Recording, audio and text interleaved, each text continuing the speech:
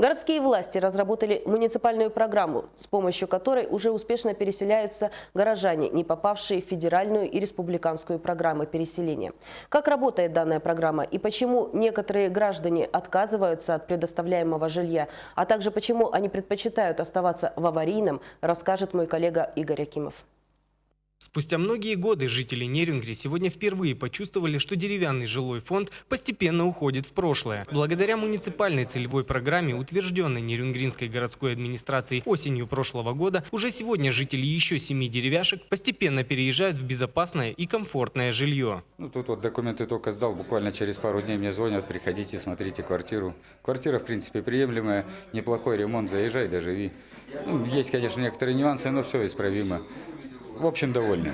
Галина Гафиетуллина, являясь первостроителем и прожив долгие десятилетия в аварийном доме, сегодня не может нарадоваться своему переезду в комфортную квартиру. Она искренне благодарна тем, кто инициировал данную программу. Пошла сейчас документы сдала, мне выдали ключи.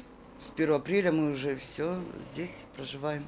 Я очень довольна этой квартирой, планировкой, этажом, всем. Но несмотря на все усилия городской администрации, не обошлось без того, что представители некоторой категории граждан наотрез отказываются от предлагаемых квартир, условия проживания в которых, по их мнению, непригодные. Но по оценкам специалистов, данные квартиры более чем соответствуют всем нормам и требованиям. Граждане в силу того, что их не устраивает качество ремонта, отказываются от этой квартиры. Ну, вы качество ремонта смотрите сами, значит, будем искать правду в суде.